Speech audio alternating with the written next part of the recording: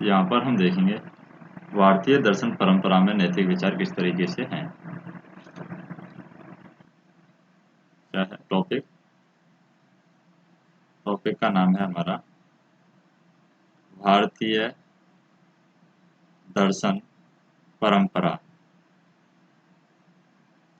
भारतीय दर्शन परंपरा में नैतिक विचार, ये टॉपिक है, ये हम देखेंगे। तो भारतीय दर्शन परंपरा में नैतिक विचार में सबसे पहले आता है हिंदूवाद, यानी हिंदूवाद के बारे में बताया गया है। हिंदूवाद क्या है? तो हिंदू नैतिक शास्त्रों को कुछ पैराग्राफों में प्रस्तुत करना कठिन है। वे वैदिक युग से शुरू हुए हैं और विकास की लंबी अवधि से गुजरे हैं। तो हिंदूवाद में वेदों, उपनिषद, धर्मशास्त्रों, पुराणों, महाकाव्यों, इतिहासों और इसी प्रकार के स्रोतों से निकले हुए हैं। हिंदू सैद्धांतिक पाठ यानी सामग्री है, यहाँ पर सैद्धांतिक पाठ होता है, जिल्द यानी पुस्तकों में समेकित नहीं किए गए हैं। यद्यपि भागवत गीता इनके काफी निकट आ जाती है। हिंदू धर्म ग्रंथों की विभिन्न प्रकार की व्याख्याएं की गई हैं।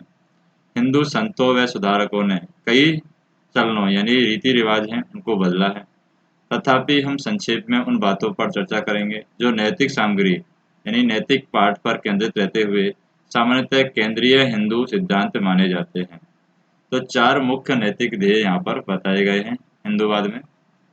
कौन कौन से चार मुख्य नैतिक ध्येय यहाँ पर बताए गए हैं? तो वो चार मुख्य नैतिक ध्येय है, कौन कौन से हैं? हम हिंदू की अवधारणा का आरंभ जीवन के चार ध्येयों से करते हैं, यानी धर्म। धर्म क्या होता है? नैतिक विधि होती है। धर्म, अर्थ और काम और मोक्ष, चार हमारे पास में ये मुख्य ध्येय होते हैं। धर्म, अर्थ, काम और मोक्ष। धर्म में बताया गया है, नैतिक विधि बताई जाती है धर्म के अंदर। अर्थ के अंदर धन दौलत के बारे में बताया जाता है। काम मतलब होती है वासना और मोक्ष मतलब होता है मुक्ति। नैतिक ध्येयों से व्यक्ति को एक सुखी नैतिक जीवन यापन करने में और मृत्यु के बाद मुक्ति प्राप्त होती है। धर्म मनुष्य के मनोवेगों, क्षुधाओं और वासनाओं की बुद्धिपरक नियंत्रण को महत्व देता है। धर्म एक ऐसा सही और उचित मार्ग है जिसका पालन करके मनुष्य को अपनी निजी, सामाजिक और नैतिक आवश्यकताओं की पूर्ति करनी चाहिए। धर्म या नैतिक विधि की प्रकृति पर समीक्षकों की यहाँ पर दो राय है। कुछ का मानना है कि यह ईश्वर का आदेश है, ईश्वर की नैतिक क्रियाकलापों पर लागू होते हैं, यानी ईश्वर के निर्देश हैं वो नैतिक क्रियाकलापों पर लागू होते हैं। ईश्वर की निषेधाज्ञा यानी ईश्वर की आज्ञा को नहीं मानना। ईश्वर की निषेधाज्ञा उन बुरे कामों को और इंगित करती है जिसे मानव को बचाना चाहिए। अन्य लेखक हैं वो मानते हैं कि नैतिक विधि एक अनिवार्यता है जिसे मानव को बिना अपवादों के पालन करना चाहिए। ये ईश्वर के रूप में साकार नहीं है, ये अंतरिक्ष और समय के भौतिक संसार से परे हैं। वास्तव में इनकी नैतिक परिपूर्णता मानव की पहुंच से बहुत दूर है। मानव उस नैतिक आदर्श की ओर केवल बढ़ सकता है जैसा कि हम देखेंगे कि आम जीवन में मानव के सामान्य और विनिर्दिष्ट कर्तव्य हमें वर्णाश्रम धर्म में मिलते हैं। अर्थ और काम की हम बात करते हैं। अर्थ और काम में क्या होता है? अर्थ और काम धर्म पर सद्गुणात्मक व्यवहार के रूप में और विस्तार से चर्चा करने से पहले हम अर्थ और काम की अवधारणाओं को निश्चित कर सकते हैं। धन दौलत के भाव यानी मतलब में हम कह सकते हैं कि अर्थ एक भौतिक साधन है जो भलाई के लिए है, कल्याण के लिए है। यह गृहस्थ को अपने परिवार के गुजारे के लिए और अपने हितकारी इच्छाओं को पूरा करने के लिए न्यूनतम धन जरूरी होता है। और एक अर्जनशील समाज की जड़ में अर्थ लोभ का समर्थन नहीं है। यह न्यूनतम जीवन यापन को सुनिश्चित करने के लिए धन एवं कला संबंधी एवं सौंदर्यपरक गतिविधियों की जरूरत को ये मानता है। और यद्यपि काम की बात करें, काम इच्छा ही है। काम क्या होता है? वासना, इच्छा ही कोई बोलते हैं हम काम। अर्थ के कंपेरिजन में काम इसे आवश्यकताओं की पूर्ति से प्राप्त खुशी भी माना जा सकता है। यानी जब हम अपनी आवश्यकताओं की पूर्ति कर लेते हैं उससे जो खुशी मिलती है उसे हम काम मान सकते हैं। यहाँ पर इच्छा का अर्थ अंतहीन इच्छाओं से नहीं लिया जाना चाहिए, अपितु उन इच्छाओं से लिया जाना चाहिए जो परिवार के दायरे में रहते हुए मनुष्य की होती हैं। उनका व्यक्ति की इच्छाएं होना जरूरी नहीं है, यानी यहाँ पर व्यक्ति की इच्छाएं होना जरूरी नहीं है बल्कि बच्चों सहित पूरे परिवार की इच्छाएं होती हैं। और यहाँ पर हम बात करें कि हिंदू धर्म ग्रंथों में आनंद, प्रसन्नता, खुशी धर्म और सद्गुण से नीचे के स्थान पर हैं, यानी कि धर्म से ऊपर नहीं मानी गई है। खुशी और प्रसन्नता को यहाँ पर हिंदू धर्म में धर्म से ऊपर नहीं बताया गया है। इनको धर्म से और सद्गुण से नीचे ही बताया गया है। हमें सद्गुण करना चाहिए, धर्म का पालन करना चाहिए, चाहे हमें उससे प्रसन्नता ना मिले। नैतिक आचरण से पुण्य या लाभकारी जो भी है, नैतिक आचरण से पुण्य या लाभकारी कार्मिक प्रभाव होता है, किंतु बुरा आचरण पाप करता है, बुरा कार्मिक प्रभाव देता है। पुण्य से मानव को स्वर्ग प्राप्त होता है और पाप उसे नरक में ढकेल देता है। लेकिन अस्तित्व की ये दो अवस्थाएं हैं वो स्थायी हैं, क्योंकि उनके पुण्यों और पापों की समाप्ति के बाद मानव का पुनर्जन्म हो जाता है। धर्म और मोक्ष की बात करें, यहाँ पर धर्म और मोक्ष में क्या बताया गया है। अपने सद्गुणों के रूप में धर्म है वो सर्वोच्च मूल्य है, सर्वोच्च महत्व का है। स्वयं में भी लक्ष्य है, स्वयं में भी हम कह सकते हैं कि ये ध्येय है। यह अरस्तु के दर्शन के जो सम्य बोनम है उसके जैसा है, यानी अरस्तु ने जो सम्य बोनम बनाया है बताया था उसी के जैसा है। हिंदू धर्म का अंतिम लक्ष्य यह है, यानी कि सर्वोच्च लक्ष्य यही है कि आत्मा की वासना युक्त संसार के बंधनों और उसकी असंख्य चिंताओं से मुक्ति मिल जानी चाहिए। इस अवस्था में मानव आत्मा अपने अनुभूति मूलक स्वयं से मुक्त होकर के, यानी खुद से मुक्त होकर के अपने सांसारिक बंधनों से छूट जाता है। यद्यपि इस अवस्था को देख पाना मुश्किल है, पर इसे आत्मा का बिना किसी कष्ट, चिंता और अशांति के होना समझा जा सकता है, जो इसके सांसारिक अस्तित्व की विशेषता है। फिर मोक्ष की हम बात कर सकते हैं कि मोक्ष में क्या बताया गया है। मोक्ष के विषय में विभिन्न लेखकों की विभिन्न अवधारणा है। मोक्ष से तात्पर्य है आत्मा अपने सर्वथा निर्मल आत्मिक रूप में या सार तत्व के रूप में रहती है। यह अनुभूतियों के भौतिक संसार के झंझटों और अंतरिक्ष और समय के भौतिक ब्रह्मांड से मुक्त होती है। मृत्यु हो जाने पर आत्मा उन जीव संबंधी या बौद्धिक गुणों को खो देती है जो उसे शरीर में रहते हुए प्राप्त थे, और यह अनंत और अनश्वर यानी कि अमर हो जाती है। शंकर की मतानुसार आत्मा ब्रह्मा में लीन हो जाती है, और रामानुज का कहना है कि यह अनिवार्यतः ईश्वर का अंश है, इसे ईश्वर में अनंत परमानंद प्राप्त होता है। फिर बात करते हैं हम यहाँ पर वर्णाश्रम धर्म की। वर्णाश्रम धर्म में क्या बताया गया है इसकी बात करेंगे यहाँ पर। वर्णाश्रम धर्म, तो यहाँ पर वर्णाश्रम धर्म में बताया गया है, यह स्पष्ट है कि हिंदू के नीति शास्त्र व्यक्ति से संबंधित हैं, जो धर्म के दायरे में रहते हुए किस प्रकार अपने भौतिक वजूद का आनंद लेना चाहिए एवं स्वयं को मोक्ष के लिए तैयार करना चाहिए। हिंदूवाद की एक नीति भी है कि जो व्यक्ति की नैतिकताओं, यानी हिंदूवाद की एक नीति भी है कि जो व्यक्ति की नैतिकताओं को समाज की सदस्यता से जोड़ती है। यह प्रसिद्ध वर्णाश्रम धर्म है। इस व्यवस्था के अंतर्गत समाज को 4 व्यावसायिक वर्णों में बांटा गया है। ब्राह्मणों को वेदों में प्रवीणता प्राप्त करनी चाहिए, धार्मिक अनुष्ठान करवाने चाहिए, समाज में आध्यात्मिकता का प्रचार करना चाहिए। वे समाज के शैक्षिक परंपराओं के संरक्षक बताए गए हैं। क्षत्रिय एक योद्धा वर्ग है, उसे सैन्य कौशल प्राप्त करना चाहिए और समाज को आंतरिक और बाह्य खतरों से बचाना चाहिए। वैश्य एक व्यापारी समूह है, इसे वाणिज्य और उद्योगों का काम करना चाहिए। और शूद्र कलाकार और हस्तशिल्पी है, जो समाज के लिए सुविधाओं का निर्माण करते हैं। तो समाज में किसी भी स्थिति में उत्पन्न नैतिकता के अलावा भी ऐसे कर्तव्य हैं जिनका जीवन में विभिन्न अवस्थाओं में किया जाना जरूरी है। इसके अंतर्गत विद्यार्थी है, यानी जो ब्रह्मचारी है, विद्यार्थी को ब्रह्मचारी बताया गया है। ब्रह्मचारी को एक निर्मल पवित्र जीवन यापन करना चाहिए, वेदों का ज्ञान प्राप्त करना, गुरुओं से ज्ञान को हृदयगम करना होता है, यानी गुरुओं से जो ज्ञान प्राप्त होता है उसे हृदय से ग्रहण करना होता है। मनुष्य को अपनी प्रसन्नता यानी सुख है, समाज के कल्याण यानी अच्छाई के लिए विवाह करना और परिवार बनाना चाहिए। अगली अवस्था है वानप्रस्थ। वानप्रस्थ में मानव को स्वयं का एकांतिक प्रार्थना एवं ध्यान में लगाना चाहिए। अंतिम अवस्था में मानव को घुमंतु साधु यानी सन्यासी हो जाना चाहिए, जो भिक्षा पर गुजारा करता हो तथा स्वयं को समाज व ईश्वर की सेवा में लगा दे। स्वाभाविक है कि आज के समाज का जो व्यावसायिक ढांचा है प्राचीन भारत वाले से कम ही मिलता है, और यहाँ पर वह बात जो आज भी महत्व रखती है वह यह है कि मानव को अपने व्यावसायिक क्षेत्र में अपना काम पूरी निष्ठा के साथ करना चाहिए। इस प्रकार एक सैनिक, एक अग्निशामक अधिकारी या अध्यापक के सुस्पष्ट निश्चित कर्तव्य हैं। यहाँ तक कि जीवन की विभिन्न अवस्थाओं में उपयुक्त कर्तव्यों की बात है, उन्हें प्राचीन समाज में आए भारी परिवर्तनों को ध्यान में रखते हुए उनसे जोड़कर देखना होगा। जीवन की अवस्थाओं वाले कर्तव्यों को आधुनिक समाज के संदर्भ में जोड़ा जाना है। भारत में जातियों पर अनगिनत ग्रंथ लिखे गए हैं। वे सामान्यतः जाति प्रथा के अत्यधिक आलोचक हैं। यह है कि जातिवाद से हिंदुओं में विभाजन हो गए हैं। यह एक सच्चाई है जिस पर राष्ट्रीय आंदोलन और धार्मिक सुधारों ने लगातार जोर दिया है। विशेष रूप से महात्मा गांधी ने छुआछूत प्रथा को समाप्त करने के लिए बहुत परिश्रम किया है। अब हम बात करते हैं हिंदू धर्म में बताई गई है सबसे महत्वपूर्ण ग्रंथ जो बताया गया है वो है भगवत गीता। ये हिंदू में महत्वपूर्ण ग्रंथ बताया गया है भगवत गीता। तो भगवत गीता में क्या बताया गया है, इसमें मुख्य संदेश क्या दिया गया है। भगवत गीता में अगर हम बात करें मुख्य संदेश की,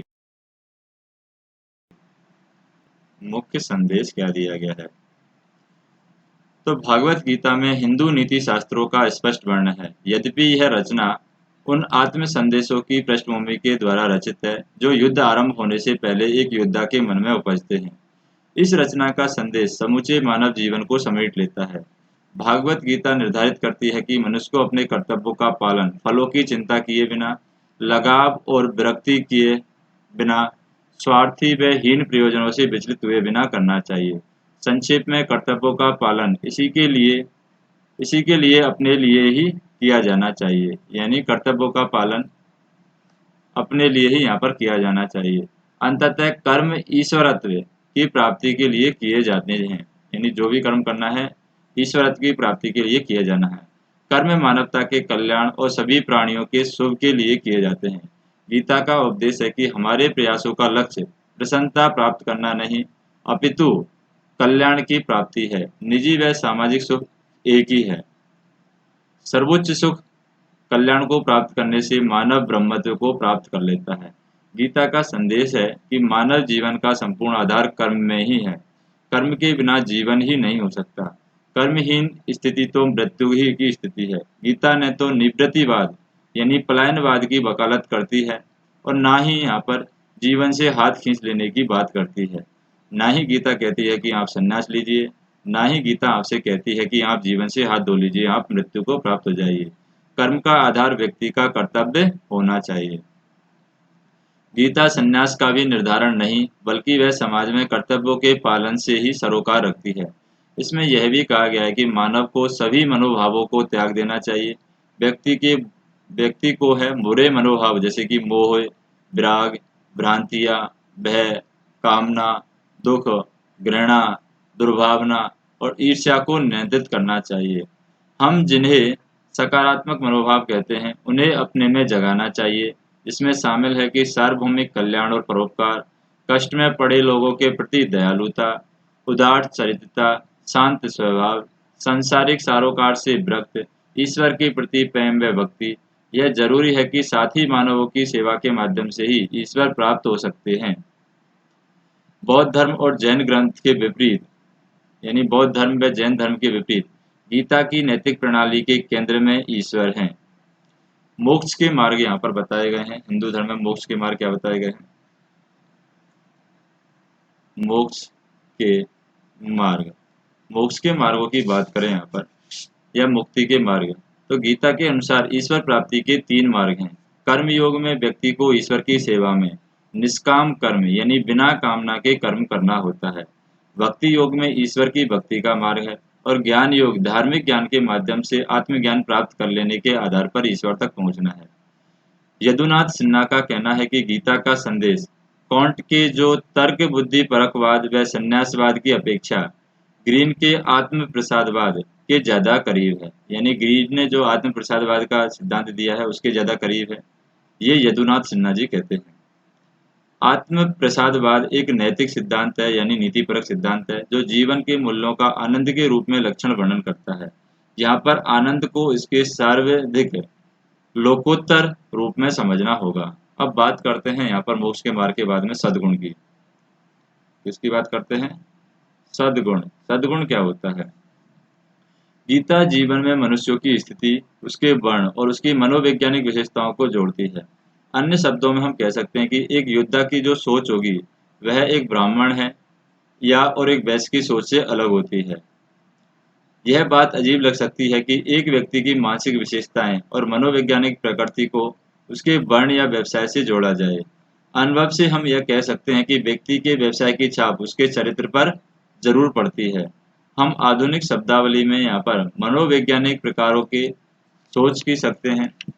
इस प्रकार सेना का अधिकारी एक विशेष ढंग से व्यवहार करने की ओर प्रवृत्त होता है। इसी प्रकार राजनेता है और व्यापारियों का व्यवहार है, अलग विशेषताएं होती हैं। व्यक्ति की जाति और उसके व्यवसाय के बीच का संबंध प्राचीन भारत में भी लोप हो गया है। यहाँ तक कि वर्ण की सदस्यता भी जन्म का मामला नहीं रह गया है, किंतु इसमें पर्याप्त गतिशीलता की भूमिका रहती है। किंतु इन तथ्यात्मक मामलों को दरकिनार कर हम इस निष्कर्ष पर पहुंच सकते हैं कि मोटे तौर पर आदमी का जो व्यवसाय है उसके कर्तव्य एवं रुझानों का निर्धारण करता है। हम यहाँ पर वे सद्गुण देखेंगे जो गीता में समाज के प्रमुख वर्गों की विशेषताएं बताया गया है। यहाँ पर मेल, वर्ण और सद्गुण को बीच में बिठाया गया है। और आधुनिक संदर्भ में हम सद्गुणों की ऐसी सूची मान सकते हैं जो मोटे तौर पर व्यवसायियों में जुड़े हैं। जैसे कि ब्राह्मणों में कौन कौन से गुण होते हैं? अनुभूतियों का नियंत्रण, मस्तिष्क सोच पर नियंत्रण होता है ब्राह्मणों में। प्रशांति, ब्राह्मण मितव्ययिता यानी कि मितव्ययी होते हैं, सुचित होते हैं। उदार चरितम यानी महानता उनका चरित्र होता है। ज्ञान, बुद्धि और आस्था उनके अंदर होती है। क्षत्रिय की बात करें तो क्षत्रिय में युद्ध में स्थिर रहते हैं, उदारता होती है, कठोरता होती है, सैन्य कौशल होता है, प्रभुसत्ता उनके अंदर होती है, नायकत्व की भूमिका उनके अंदर होती है। वैश्य के अंदर यहाँ पर वाणिज्यिक कुशलताएं होती हैं। हम यहाँ पर देख सकते हैं कि अनेक सद्गुण आधुनिक जीवन में विभिन्न संदर्भों में प्रासंगिक हैं। हम जातियों के साथ सद्गुणों के संबंध और उनके सद्गुणों के बीच समांतरता देख सकते हैं, जिन्हें प्लेटो दी रिपब्लिकन के विभिन्न वर्गों के लिए आवश्यक यहाँ पर मानता है। इस प्रकार दार्शनिक राजा लोगों में बुद्धि होती है, सैनिकों में साहस होता है और सैनिक सद्गुण होते हैं। व्यापारी आर्थिक मूल्यों का प्रस्तुत करते हैं और आत्म संयम वह सद्गुण है जो सभी वर्गों में होना चाहिए। अब बिना लालसा कर्म यहाँ पर बताया गया है। बिना लालसा कर्म क्या किसमें बताया गया है? गीता में बताया गया है कि बिना लालसा के कर्म करना चाहिए। बिना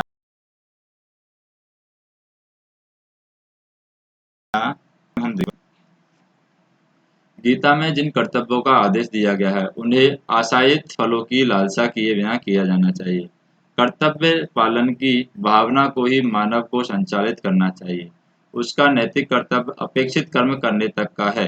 उसके कर्म का परिणाम देवी इच्छा पर निर्भर करता है। अतः उन्हें अपना कर्म शांत और संतुलित ढंग से संभावित फलों की चिंता किए बिना करना चाहिए।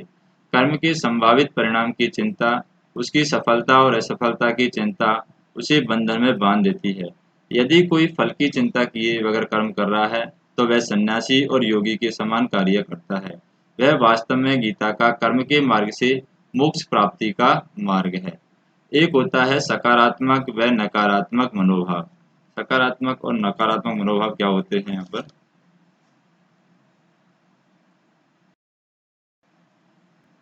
सकारात्मक व नकारात्मक मनोभाव।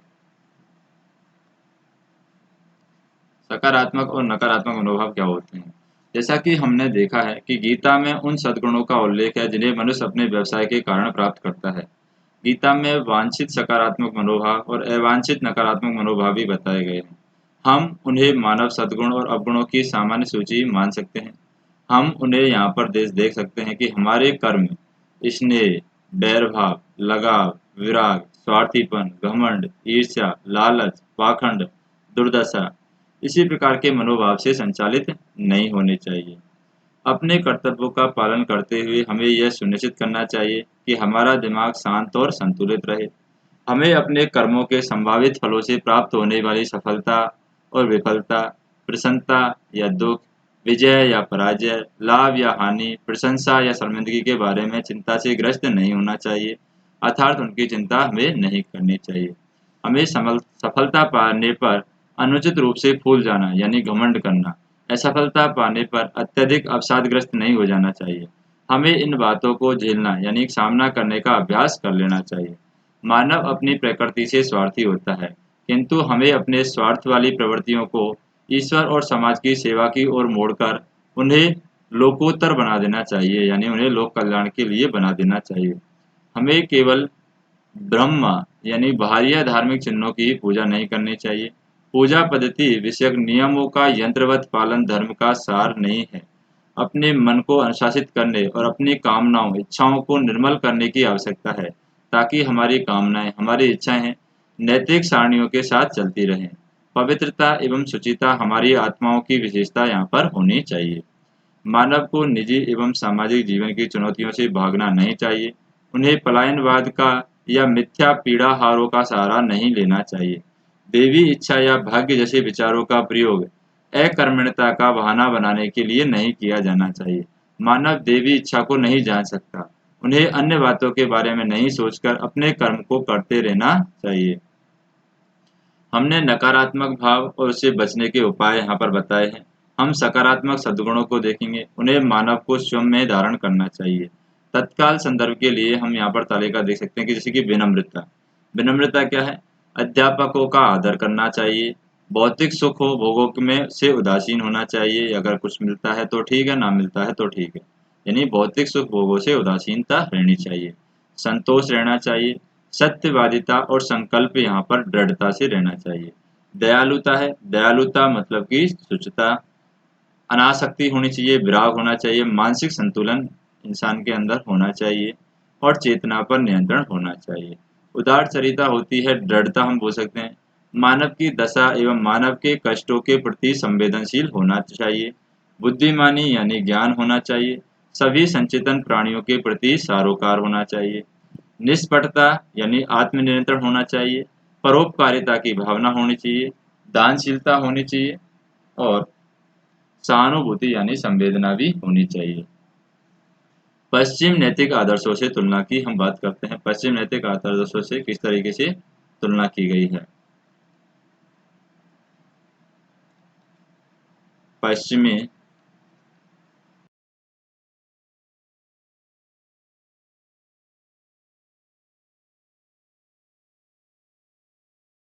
नैतिक आदर्श तुलना, तो पश्चिम नैतिक आदर्शों से क्या तुलना की गई है?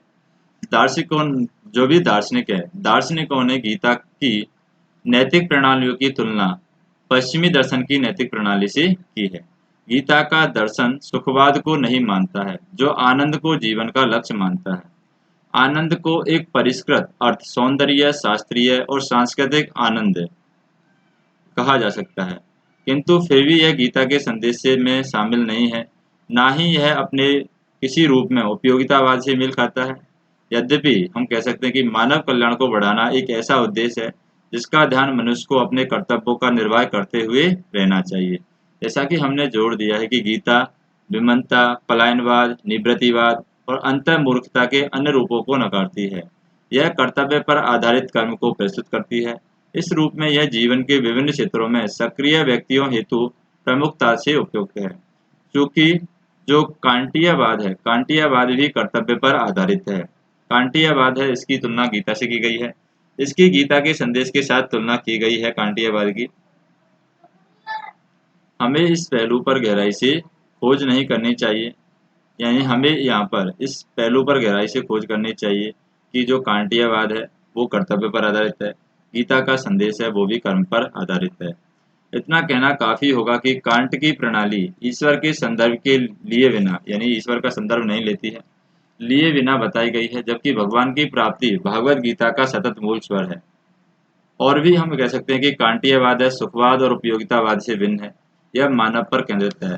सामान्य सामाजिक कल्याण के सारोकार का इसमें मुश्किल से कहीं उल्लेख है। भागवत गीता के मानव मात्र और समस्त प्राणियों के कल्याण का यहाँ पर बाहुल्य है। गीता के नैतिक संदेश एवं अन्य पहलू क्या हैं? यानी गीता के कौन कौन से नैतिक संदेश हैं और अन्य क्या पहलू हैं? गीता का नैतिक संदेश व अन्य पहलू। तो गीता के नैतिक संदेश और अन्य पहलुओं की बात करें, हम गीता के नैतिक उपदेशों की अन्य मुख्य विशेषताओं को देख सकते हैं। इस स्तर पर गीता का संदेश उन व्यक्तियों को संबोधित है जो पूर्णतः ईश्वर की प्राप्ति से सरोकार रखते हैं। अतः गीता के में अनुच्छेद है जिसमें व्यक्ति को परिवार और निकट के भाई बंधुओं से बहुत अधिक लगाव से बचना चाहिए। व्यक्ति को अपने परिवार के सदस्यों से दूसरों के बराबर वाला व्यवहार करना चाहिए। ऐसे आदर्शवादी निषेधादेश और एक फतवे यानी एक संसार जो संसारिक करताएं हैं ऐसा समझा जा सकता है। गीता का संदेश लोकोत्तर होते हुए भी सामाजिक जीवन की सामान्य परिस्थिति के उपयुक्त नहीं है। भक्ति तथा ब्रह्मा की प्राप्ति के मार्ग भी मानव की रोजमर्रा की चिंताओं में दूर की बात प्रतीत होते हैं। अन्य धर्मों के नैतिक संदेशों के समान ही वे प्राचीन समाजों की व्यवस्थाओं के विपरीत प्रतीत होते हैं। तथापि कोई भी धार्मिक मान्यता अपरिवर्तित नहीं रहती है, बल्कि उसे बदलते हुए समय के अनुरूप अर्थ दे दिए जाते हैं। गीता का संदेश मानव कर्तव्य की अवधारणा पर आधारित होने के कारण अपनी अपील और प्रासंगिकता इसमें सार्वभौमिक और समयातीत है। अब हम बात करते हैं कि नैतिक मानदंड और अवधारणाएं क्या हैं, क्या मॉरल क्राइटेरिया हैं और क्या उनके कॉन्सेप्ट हैं। नैतिक मानदंड व अवधारणाएं।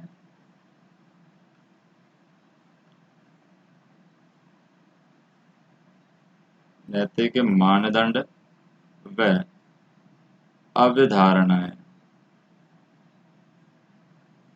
तो नैतिक मानदंड व अवधारणाओं में बात करते हैं।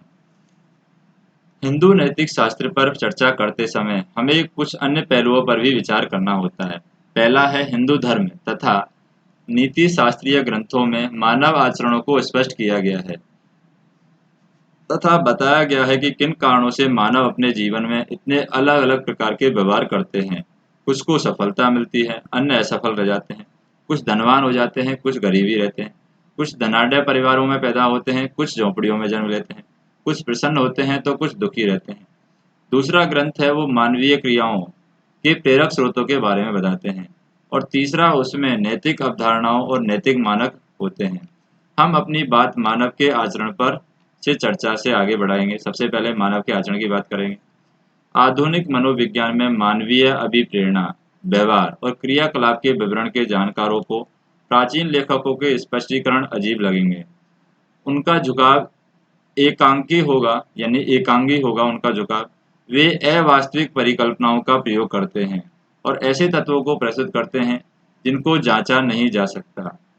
तो या वे अलौकिक होते हैं यानी लोकातीत होते हैं। वे सब सीमाओं के बावजूद वे मानव अवचेतन में सहज बौद्धिक अंतर्ज्ञान को प्रकट कर देते हैं। प्राचीन लेखकों को समझने के लिए हमें इतिहास एवं मनोवैज्ञानिक कल्पनाओं का प्रयोग करते हुए उनके सामाजिक संसार से में जाना होगा। प्राचीन लेखकों के अनुसार मानव अपनी इच्छा के स्वामी हैं और वह ये निर्णय कर सकते हैं कि नैतिक नियमों का पालन किया जाए या नहीं। सही और गलत का वर्गीकरण धर्म ग्रंथों पर आधारित है। सही वह है जो धर्म ग्रंथ निर्धारित करते हैं, गलत वह है जिसका धर्म ग्रंथ निषेध करते हैं।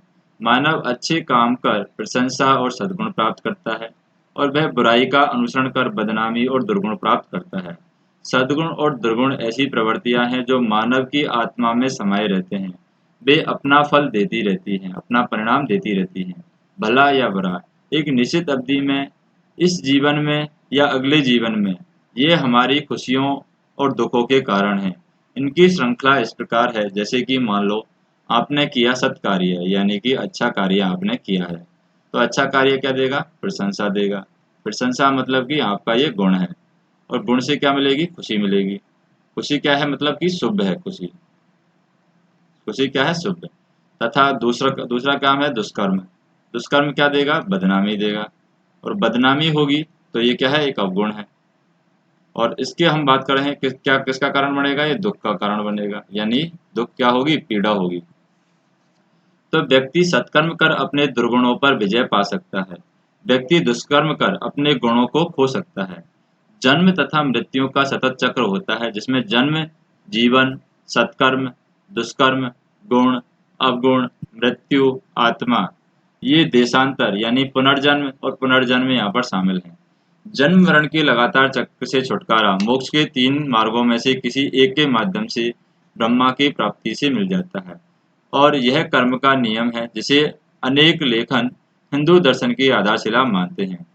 मानव आचरण की इस व्याख्या को जारी रखते हुए हम देखते हैं कि हमारे कर्म अंशतः हमारे गुणों और अवगुणों और अंशतः हमारे स्वैच्छिक इच्छा शक्ति से उत्पन्न होते हैं।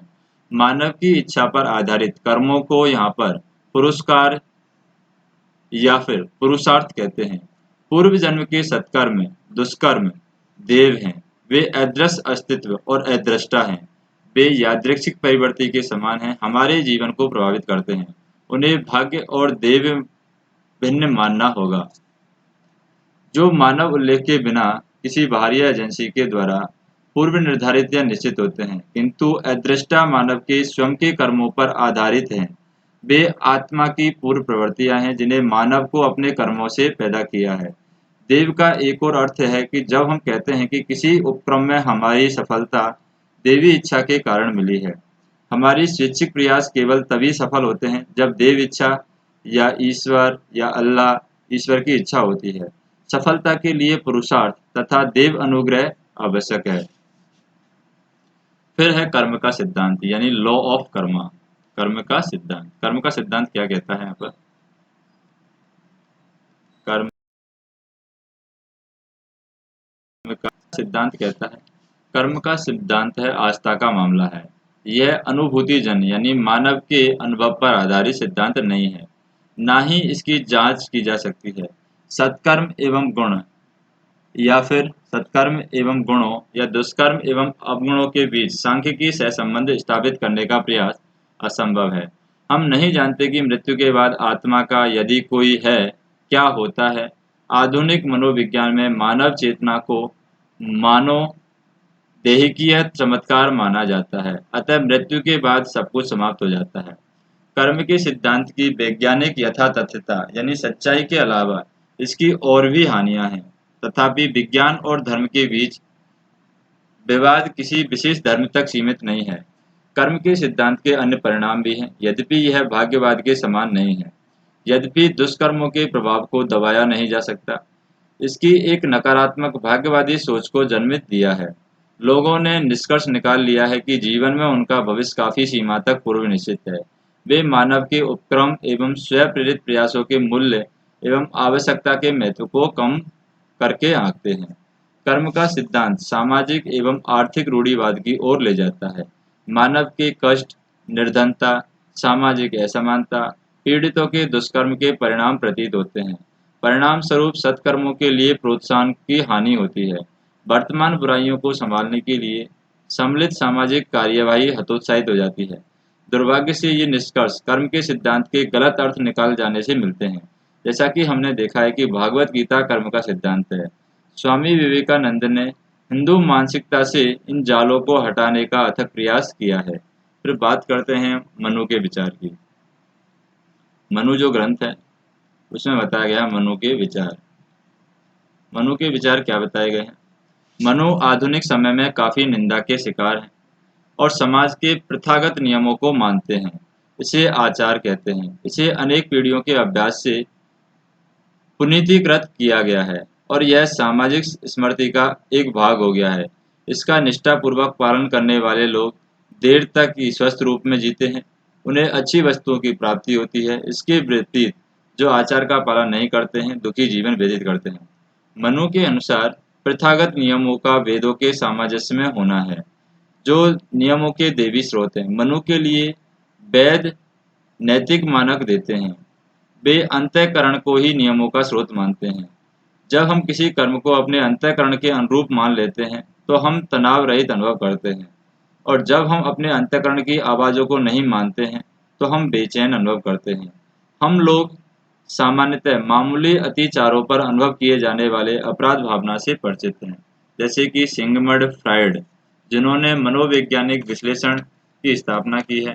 परम अहम की बात की है कि हमें घर और विद्यालय में दिए गए नैतिक कोड्स का निरूपण करना है। हम जब परम अहम के आदेश के विपरीत कार्य करते हैं तो हम मानवीय बेचैनी का अनुभव करते हैं। फिर बात आती है महाभारत की। इसकी बात आती है महाभारत की। महाभारत में क्या बताया गया है?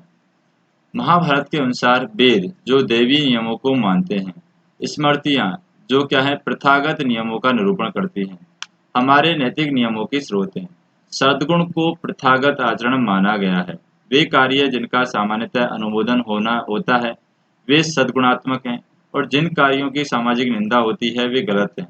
वे कार्य किए जाने चाहिए जिन्हें सामाजिक स्वीकृति होती है। जिन कार्यों को सामाजिक मनाही होती है उनसे बचना चाहिए। जैसा कि हमने देखा है कि हमारा आचरण धर्म के अनुसार होना चाहिए। महाभारत धर्म के अनेक पहलुओं का उल्लेख करता है। अनेक स्थानों पर सद्गुणी व्यक्तियों के आचरण में धर्म की एक समान स्थिति है। धर्म को हमेशा ही सद्विवेक की मंजूरी रहती है। यह शुभ और प्राणियों के कल्याण को बढ़ाने वाला होता है।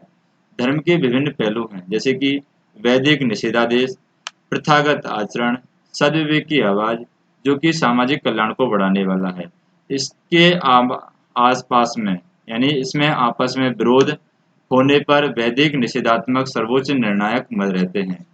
रामायण में भी नैतिकता पर इसी प्रकार के विचार हैं कि कोई कार्य कर्म सही है या गलत यानी अनुचित है।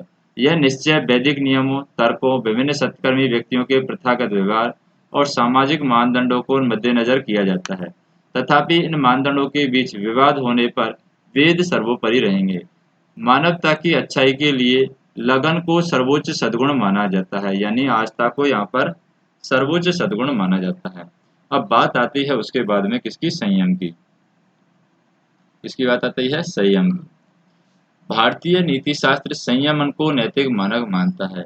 हम ऐसे विचार देखते हैं हम ऐसे विचार बौद्ध धर्म में, जैन धर्म में, हिंदू धर्म में पा सकते हैं।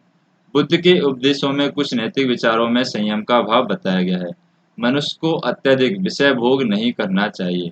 उन्हें अपनी सभी भौतिक इच्छाओं को दबाना यानी अपनी सभी भौतिक इच्छाओं को दबाना भी नहीं चाहिए, और सबसे ज़्यादा अत्यधिक विषय भोग भी उन लोगों को मनुष्य को नहीं करना चाहिए। एक सद्गुण युक्त जीवन संयम मन का जीवन है, जो आनंदवाद और संन्यास दोनों से बचने की स्थिति है। मनुष्य को परोपकारी होना चाहिए, उन्हें अपनी इच्छा को नियंत्रित करना आना चाहिए, और अपना समय शांत ध्यान योग में बिताना चाहिए। जैन धर्म में भी इसी का विचार है।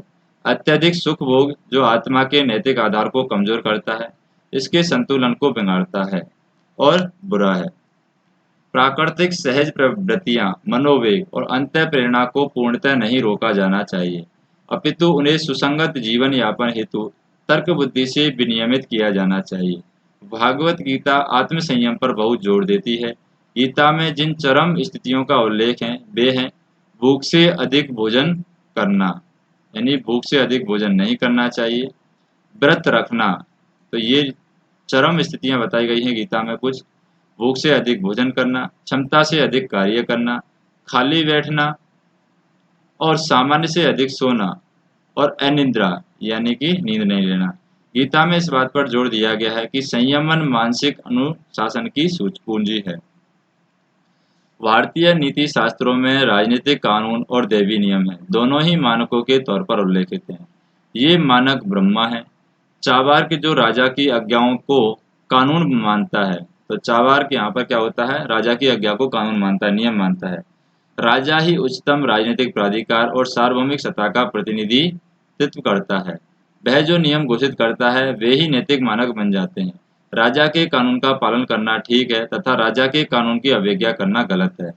तथापि हम कह सकते हैं कि अनेक आधिकारिक रचनाओं में इस विचार का विरोध किया गया है। न्याय विशेषिका के अनुसार दैवीय नियम या ईश्वर की आज्ञा को ही नैतिक मानक है। ईश्वर ही संसार का रचयिता और रखवाला यानी पालन करता है। उसने नैतिक व्यवस्था के तौर पर संसार की रचना की है, वह इसका संचालन भी उसी के अनुसार करता है। दैवीय नियम वेदों में दिए गए हैं। मानव को नैतिक मार्गदर्शन के लिए इन्हीं को देखना चाहिए। भागवत गीता और महाभारत की भी यही स्थिति है। भागवत गीता के अनुसार मानवीय संसार में सामाजिक कल्याण सर्वोच्च सुख है।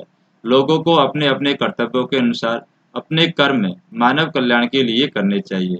इस प्रकार से वे निजी आत्मिक उन्नति भी करते हैं। बुद्धिमान लोगों को अपने कर्म में निजी लाभ की आशा किए बिना और सर्वजन हिताय करने चाहिए, यानी सभी लोगों के हित के लिए करने चाहिए।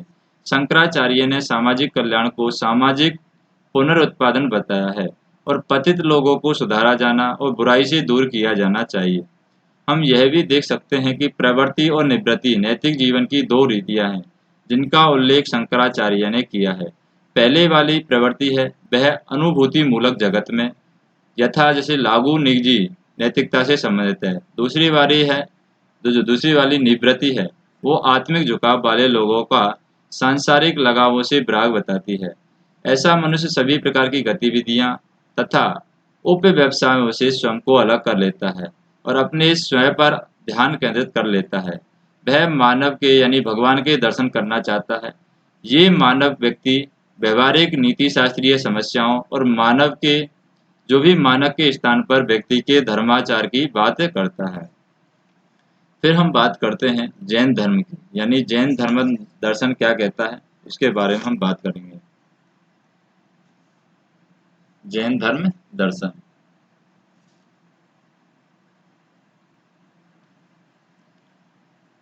जैन धर्म दर्शन, जैन धर्म दर्शन क्या कहता है।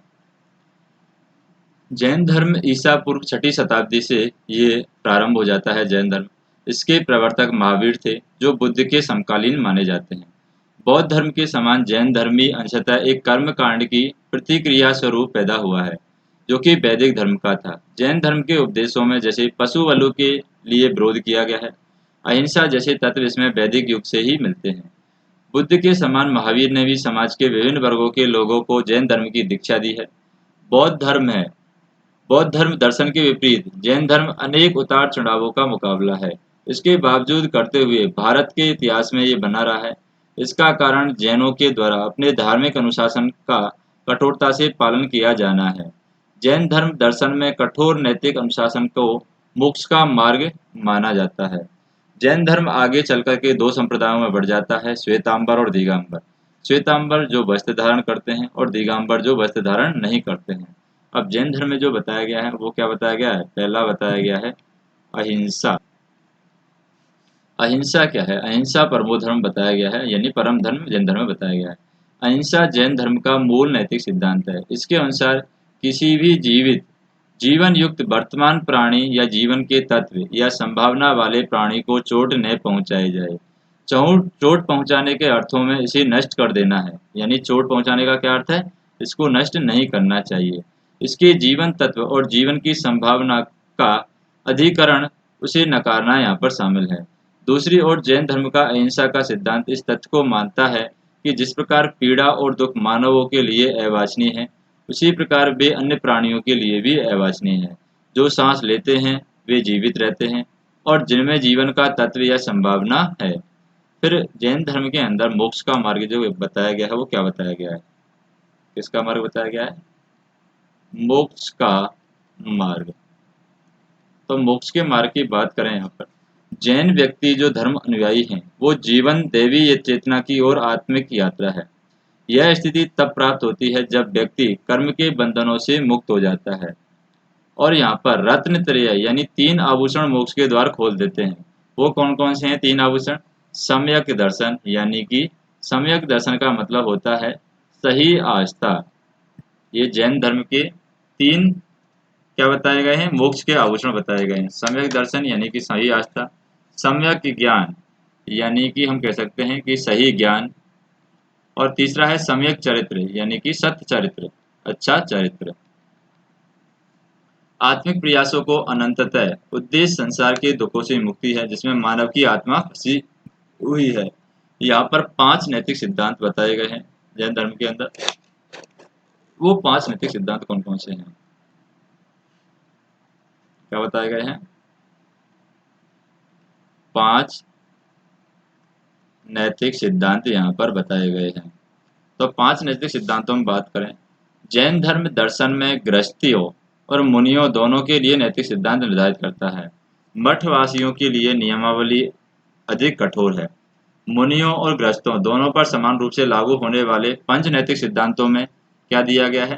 पहला तो दिया गया है कि किसी भी जीवित वस्तु पर हिंसा से दूर रहना चाहिए, यानी किसी भी जीवित प्राणी पर हिंसा नहीं करनी चाहिए। सत्य भाषण करना चाहिए, यानी सत्य बोलना चाहिए। चोरी से बचना चाहिए, व्यभिचार से दूर रहना चाहिए और भौतिक धन संपत्ति के लिए लालच नहीं करना चाहिए। हमें जैन धर्म यानी जैन धर्म दर्शन में यथा समझे गए 5 नैतिक विचारों को संक्षेप में स्पष्ट करना होगा। जैसे कि हमने देखा कि किसी प्राणी यानी जीवित प्राणी को मारना या चोट पहुंचाना हिंसा होती है। प्रकृति में जीवन बराबर का होता है। बड़ा या छोटा पशु की जिंदगी को हानि पहुंचाना एक समान बुरा है। बड़े या छोटे पशु की जिंदगी को हानि पहुंचाना क्या है? एक समान बुरा है। हिंसा में औरों को केवल शारीरिक चोट भी शामिल होती है, अपितु यह बुरे व्यवहार, बुरी भाषा से भी एक मानसिक चोट भी शामिल होती है। जैन धर्म मानता है कि गृहस्थ ऐसा जीवन नहीं बिता सकते जिसमें संवेदन समर्थ प्राणियों को कोई हानि नहीं पहुंचाई जाती हो। इसलिए गृहस्थ को कोशिश करनी चाहिए कि वह दूसरों को हानि वाली जो हानि है वो न्यूनतम हो। पशु का मांस किसी भी रूप में खाया जाना कठोरता से मना है। जैन दर्शन में सत्य की अवधारणा व्यक्ति को अपनी संपत्ति का सत्यनिष्ठा भाव से चाक्षुष या मौखिक साक्ष्य प्रस्तुत करना है। कोई अपने आप की रक्षा के लिए भी सत्य से विचलित नहीं हो सकता। यह निषेधाज्ञा कांट की निश्चित सकारात्मकता से मिलती जुलती है। वे बिल्कुल अलंघनीय हैं, तथापि अन्यों को हानि से बचाने के लिए कोई परार्थ मूलक कोण से इस नियम का अपवाद बना सकता है, यानी दूसरे को बचाने के लिए झूठ बोला जा सकता है। चोरी व अयस्ते की अवधारणा इसके वर्तमान कानूनी अर्थ से अधिक व्यापक है। इसमें किसी भी वस्तु को सीधे ही चुरा लेना या चुराने के लिए किसी और से कहना शामिल है। झूठे पैमाने एवं बाँटों का प्रयोग चुराई हुई संपत्ति की प्राप्ति, खरीद भी चोरी के रूप में है। जब किसी को कोई वस्तु प्राप्त होती है, तो उसे उस वस्तु का स्वामी को लौटा देना चाहिए। ऐसी वस्तु को अपने प्रयोग के लिए रख लेना भी चोरी का एक प्रकार है। चौथा सिद्धांत है आदेश। चौथा सिद्धांत जो है वो आदेश देता है कि विवाहित पुरुष को स्त्रियों पर लालसा भरी दृष्टि नहीं डालनी चाहिए। उसे उनके साथ आदर पूर्वक व्यवहार करना चाहिए। ब्रह्मचारी का यह नियम सभी पुरुषों पर लागू होता है। पांचवा नैतिक सिद्धांत मनुष्य को अपनी जमाखोरी की इच्छाओं पर रोक लगाने के लिए कहता है, यानी जो उसने हासिल किया है उसकी इच्छाओं पर रोक लगाने के लिए कहता है। यह स्वाभाविक है कि एक गृहस्थ को अपने परिवार के निर्वाह हेतु न्यूनतम आय और संपत्ति की आवश्यकता होती है, तथापि उसे लालची नहीं होना चाहिए। धन संपत्ति के लिए असाधारण प्रेम नहीं पालना चाहिए। यह प्रवृत्त अनिवार्यता है और असंतोष और दुख की ओर ढकेल देती है। गृहस्थों को अपने आवश्यकताओं को सीमित रखना चाहिए, एक सादा संतोषी जीवन जीना चाहिए। जैन मत में ईश्वर और ब्रह्मांड की सर्वोच्च नियंत्रक शक्ति की अवधारणा नहीं है। इसके अनुसार विश्व का संचालन प्राकृतिक नियमों से होता है। इस बारे में जैन मत स्टोइक दर्शन से मिलता है। स्टोइक दर्शन से एक और समानता उसके कठोर शारीरिक और मानसिक अनुशासन की वकालत है। जैन धर्म अनुयायी हैं, उनको लोगों में फंसी अंधविश्वासी मान्यताओं को अनदेखा करने की सलाह दी जाती है। उन्हें कर्मकांड और देवताओं को प्रसन्न करने वाले अनुष्ठान नहीं करने चाहिए। अब बात करते हैं यहाँ पर अहंकार की। जैन धर्म में दूसरा क्या बताएगा? अहंकार। अहंकार क्या होता है? आत्म पूर्णता को अपनी खोज में मानव को अपने अहंकार का त्याग करना चाहिए। एक प्रकार से इस विचार को यहाँ पर ध्वनि ईसाइत यानी ईसाई धर्म में भी पाई जाती है, जिसमें अहंकार को 7 घातक पापों में से एक कहा गया है। जैन मत मानव के अहंकार या घमंड के 8 स्रोत मानता है। पहला है पुरुष सामान्यतः अपनी बुद्धिमत्ता, अपने सौंदर्य, अपने कुलीन परिवार, अपनी जाति, अपनी शारीरिक और मानसिक शक्ति, अपनी जादुई शक्ति, अपने मंदिरों की आराधना शैली, अपने तपस यानी लंबे समय की ध्यान अवस्था और योग पर अहंकार का भाव अनुभव करते हैं। व्यक्ति को इसके लिए घमंड का त्याग कर देना चाहिए। जब तक कोई अहंकार को नहीं त्यागता है, उसका हृदय निर्मल एवं विनम्र नहीं हो सकता और वह देवी चेतना नहीं पा सकता। जैन मठावासियों को गृहस्थियों से अधिक कठोर नियमों का पालन करना होता है। वे एक स्थान पर अधिक समय तक नहीं ठहर सकते, एक भ्रमणशील जीवन बिताना पड़ता है। उन्हें स्वयं को प्रकृति के तत्वों के हवाले कर स्वयं को भूखा, प्यासा, ठंड और गर्मी को सहन करने के योग्य बनाना पड़ता है। एक मजबूत नैतिक और सौंदर्यपरक सिद्धांत पर आधारित अपने मन को निर्मल एवं विनम्र बना करके वे जिन और आध्यात्मिक विजेता बन जाते हैं। अब बात करते हैं हम किसकी? बौद्ध धर्म की। जैसे बौद्ध धर्म में क्या बताया गया है? बौद्ध धर्म। तो बौद्ध धर्म में पहले हम देखते हैं बुद्ध का जीवन। हम देखते हैं बुद्ध का जीवन। जीवन में बताया गया है कि सिद्धार्थ का जन्म है नेपाल के पास लगभग 583 ईसा पूर्व में हुआ था। उनके पिता हैं सिद्धार्थ के पिता सम्राट शुद्धोधन शाक्य वंश के थे और उनकी माता रानी माया का निधन है उनके जन्म के तुरंत बाद ही हो जाता है। शुद्धोधन अपने पुत्र को महान योद्धा बनाना चाहते हैं और उन्होंने सिद्धार्थ का पालन पोषण खूब वैभव से किया। उन्हें धर्म और मानव के कष्टों की जानकारी से बचाए रखा।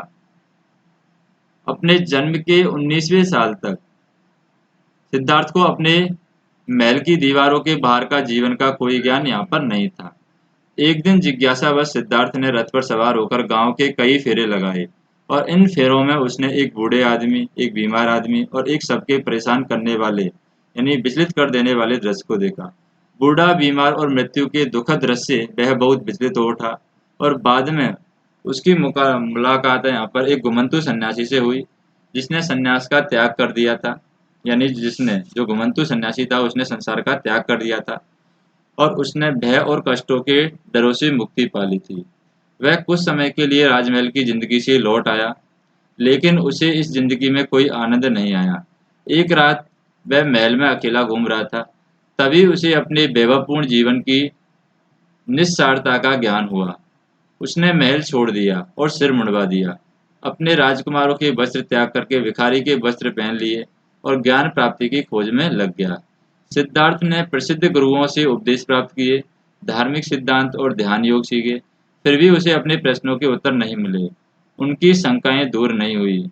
तब वह एक अपने 5 शिष्य अपने ही बूते पर ज्ञान की खोज में लग गया। उन्होंने शारीरिक अनुशासन, पीड़ा सहन करना, अपने श्वास रोकना, भूखमरी की अवस्था तक व्रत के माध्यम से पीड़ाओं से मुक्ति की खोज की, किंतु उससे भी मुक्ति नहीं पाकर सिद्धार्थ ने मध्यम मार्ग अपनाया। उसने अनुभव किया कि मुक्ति का मार्ग बुद्धि को अनुशासित करने से पाया जा सकता है। उन्होंने एक पवित्र वट वृक्ष के नीचे ध्यान अवस्था में रहते हुए ज्ञान की प्राप्ति की जिसे आगे चल करके बौद्धि वृक्ष के नाम से जाना जाता है। उसने एक आध्यात्मिक संघर्ष को मार्ग के साथ महान संघर्ष के तौर पर पौराणिकता दी थी, जो एक दैत्य है जिसके नाम का अर्थ है विनाश और जो मानव की वासना का प्रतिनिधित्व करता है। बौद्ध दर्शन की अवधारणात्मक जो ढांचा है वो हम देखते हैं। क्या है बौद्ध धर्म का?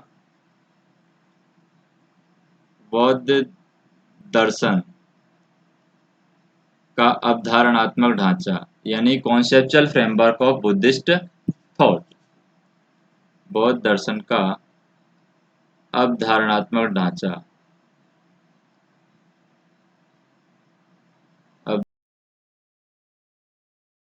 अवधारणात्मक ढांचा।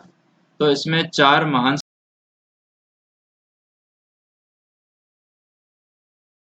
सत्य यहाँ पर बताए गए हैं। बुद्ध के उपदेशों को 4 महान सत्यों में समाया है। उन्होंने इसका निरूपण अपने उस प्रथम उपदेश में किया था जो उन्होंने सारनाथ में अपने 5 पुराने सन्यासी साथियों को दिया था। ये 4 महान सत्य व्यक्ति के ज्ञान के मार्ग को निश्चित कर देते हैं। ये 4 सत्य क्या है? दुख का सत्य यानी दुख सत्य है। तो ये एक सत्य है कि दुख सत्य है। दुख के स्रोत का का सत्य यानी दुख का स्रोत है वो सत्य है।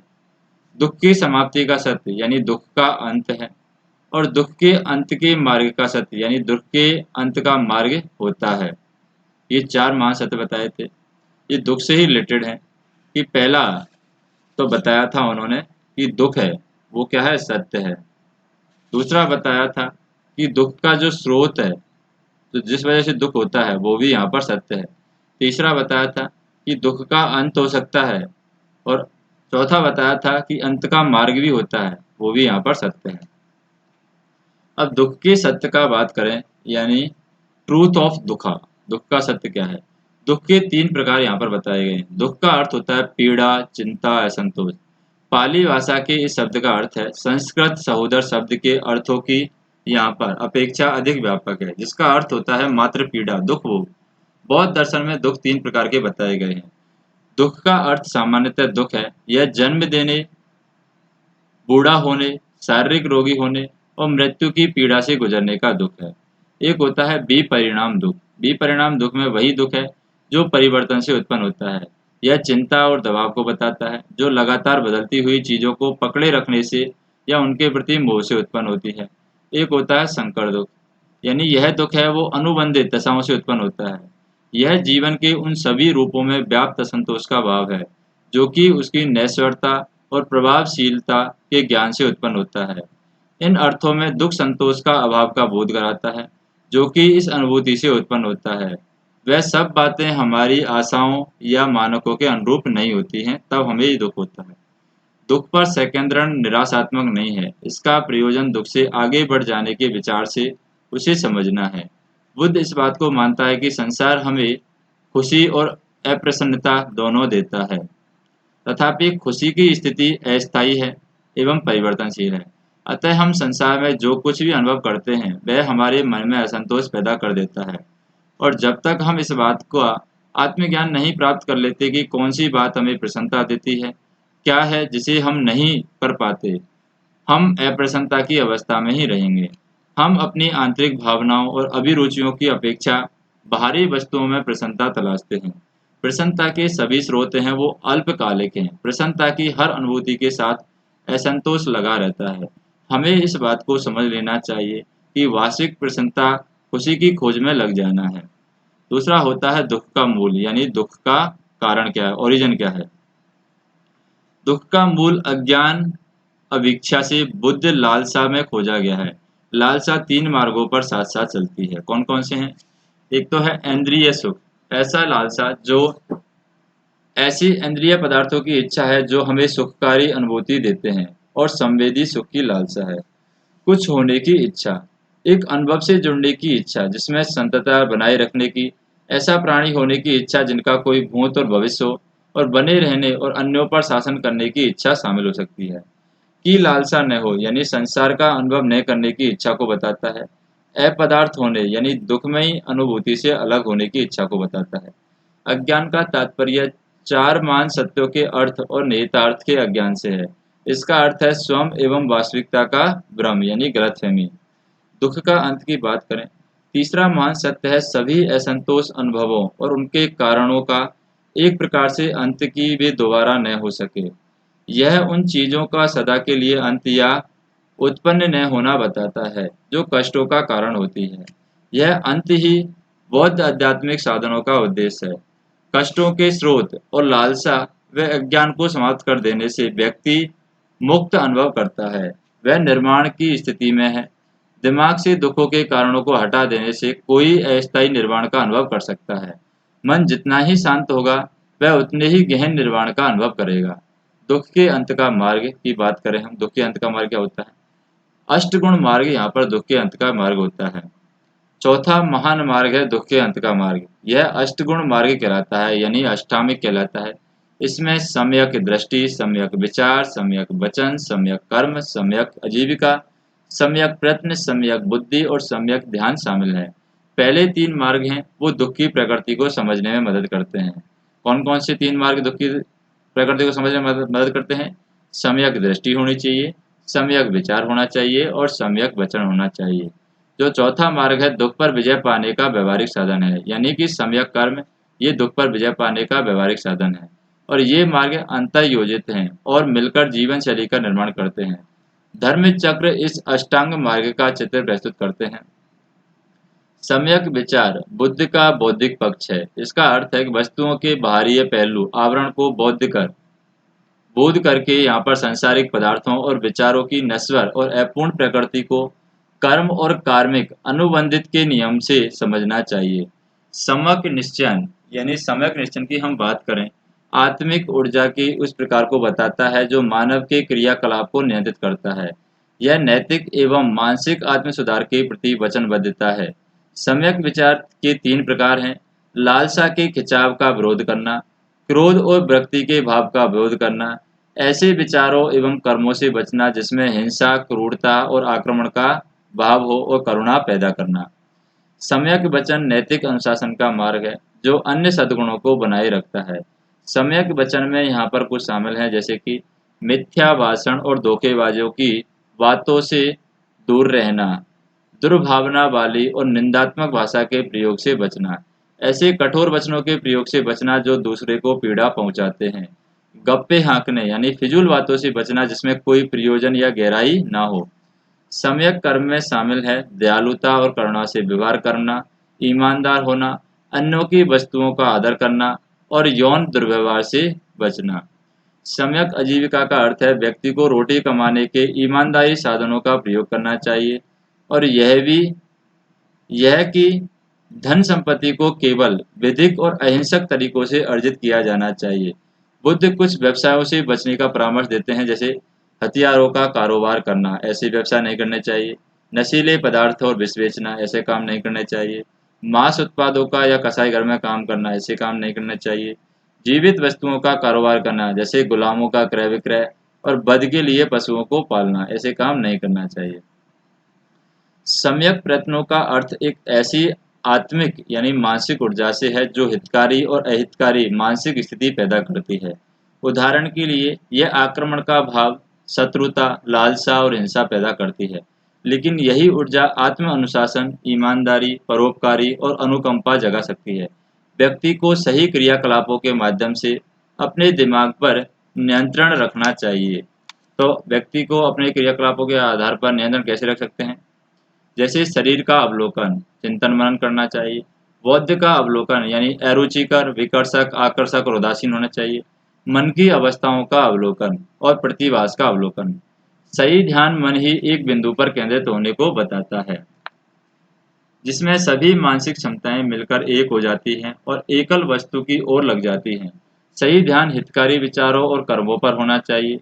जो बौद्ध लोग हैं वो ध्यान के अभ्यास के माध्यम से सही संकेंद्रण ध्यान योग प्राप्त करने का प्रयास करते हैं। इसमें मनोवेग रहित मानसिक स्थिति से यहाँ पर आत्मनियंत्रण एवं प्रशांति प्राप्त करते हैं। बौद्ध का विश्वास है कि पूर्ण आत्मबोध पर ध्यान लगाने के लिए मनुष्य को 3 सुनहरे नियमों का पालन करना पड़ता है। पहला, बुद्ध की शरण में जाना, यानी बुद्धम शरणम गच्छामि, बुद्ध की शरण में जाना यानी धर्म की शरण में जाना। धम्मम शरणम गच्छामि और संघ यानी प्रबुद्ध लोगों का समाज की शरण में जाना। संगम शरणम गच्छामि। फिर बात करते हैं परिवार और समाज के लिए नियम निर्धारण। परिवार और समाज के लिए क्या नियम निर्धारण किए गए हैं यहाँ पर? परिवार व समाज के लिए नियम निर्धारण क्या है? नियम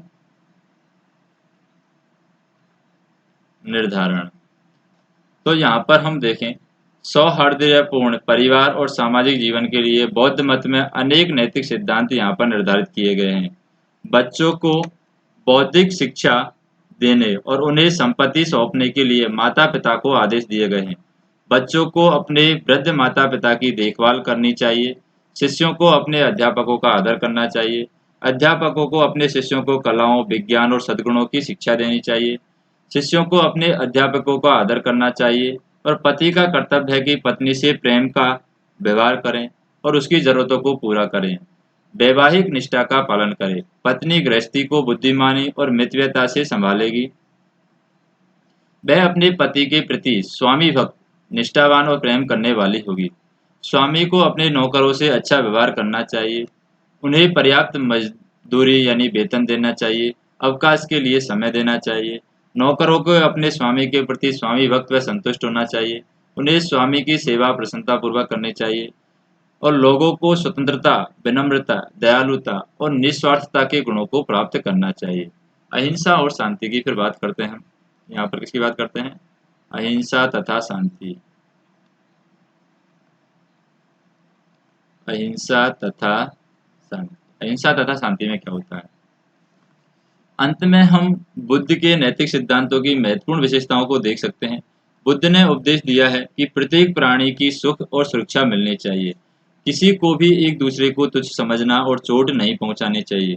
मनुष्य को घृणा यहाँ पर मनुष्य को घृणा को प्रेम से और बुराई को अच्छाई से जीतना चाहिए, अन्यथा घृणा व बुराई ही फैलेगी। अच्छाई के बदले अच्छाई करना अच्छा है, किंतु बुराई के बदले भलाई करना उससे भी बड़ा है। बुद्ध ने ईसा के से पहले ही इनके उपदेश का अनुमान लगा लिया कि हिंसा का जवाब हिंसा से नहीं देना चाहिए। जो व्यक्ति हिंसात्मक ढंग से अपनी बातों को दूसरों पर थोपता है वह अन्यायी है। जो व्यक्ति उचित, सही और अनुचित यानी गलत के बीच अंतर करता है, जो मानवों को हिंसा से संचालित न करके विधि से, सदाचारिता से और निष्पक्षता से संचालित करता है वह न्यायी है। एक आर्य इसलिए सुसंस्कृत नहीं है कि वह पशुओं को मारता है, बल्कि इसलिए है कि वह उन्हें हानि नहीं पहुंचाता है। केवल वही व्यक्ति जो अन्यों के शब्दों से या कामों से चोट पहुंचाने से दूर रहता है, ब्राह्मण कहलाने के लायक है। बर्बरता की विशेषज्ञता हिंसा है। संस्कृति सभ्यता का गुण परोपकार व अहिंसा है। बौद्ध मत मन की शुद्धता की आवश्यकता पर बल देता है। केवल बाहरी सभ्य व्यवहार किसी काम का नहीं है। मानव को स्वयं का दुर्भावना, लोभ और मोह से मुक्त कर लेना चाहिए। क्रोध, ईर्ष्या और दुर्भावना त्याग देनी चाहिए। फिर आता है मध्यम मार्ग। मध्यम मार्ग क्या कहता है? कौन सा आता है? मध्यम मार्ग। मध्यम मार्ग क्या कहता है कि बौद्ध मत है अत्यंत आत्मनिषेध और भौतिक सुखों के अत्यधिक अनुसरण के बीच मध्यम मार्ग अपनाता है। स्वार्थ से लालसा उत्पन्न होती है जो कष्टों का स्रोत है। केवल आत्म अनुशासन से ऐसी लालसाओं को नियंत्रित करने में ही मनुष्य ज्ञान के मार्ग पर प्रवेश कर सकता है। इसके साथ ही बुद्ध कठोर तपस्या और शरीर के आत्मदान की वकालत नहीं करता है। शरीर को जैविक आवश्यकताएं जैसे भोजन, कपड़ा और निर्वाह की न्यूनतम सुविधाएं जरूरी हैं, अन्यथा हमारा मन ध्यान के योग के लिए जरूरी अवस्था तक नहीं पहुंच पाएगा। हम बुद्ध के विचारों की तुलना है अरस्तु के स्वर्णिम जो मध्य मार्ग से कर सकते हैं, जो मानव आचरण की अत्यधिकता को नकारता है। बुद्ध ने गृहस्थ की अपेक्षा मठवासी के जीवन को पसंद किया है। उन्होंने सुखवाद और संन्यास के बीच संतुलन कायम किया है। इससे सामाजिक जीवन से पलायन और निष्क्रिय प्रत्याहार यानी पीछे हटना नहीं होता है। मानवता की सेवा में लगे रहकर सक्रिय और श्रेष्ठ जीवन जीने का समर्थन करता है। एक होता है परहितवाद। क्या होता है? परहितवाद। तो परहितवाद के बारे में बताया गया। परहितवाद में क्या है? बौद्ध मत में परहितवाद की गहरी धारा है। यह सभी प्राणियों के लिए सार्वभौमिक करुणा, परोपकार और दयालुता की वकालत करता है। यह क्रूरतापूर्ण पशु बलियों, समाज के कठोर व्यावसायिक वर्गीकरण और धार्मिक सिद्धांतिकवादी का घोर विरोध करता है। बुद्ध ने हिंदू धर्म ग्रंथों के समान ईश्वर और आत्मा के विवरण पर चर्चा की है। वह केवल अनुष्ठानिकता से हट करके मानव के दुखों को घटाने और मानव सुखों को बढ़ाने के रास्ते पर बात करता है। अनेक लेखक बौद्ध मत को नैतिक बुद्धिवाद द्वारा बताए गए के अनुसार मानते हैं। बौद्ध विचारधारा तर्कसंगत विचार पर निर्भर करती है। मनुष्य को आत्मबोधित होना चाहिए, शांत दिमाग से वर्तमान में रहना चाहिए, उन्हें ऐसी गतिविधियों से बचना चाहिए जिनसे कष्ट हो, उन्हें ऐसे कार्यों को नहीं करना चाहिए जिनसे खद व चिंता पैदा हो। नेक्स्ट ऑडियो लेक्चर के अंदर हम देखेंगे गांधीवादी नीति शास्त्र के बारे में। हम देखेंगे गांधीवादी नीति शास्त्र क्या कहता है, यानी गांधीयन एथिक्स है वो क्या कहती है।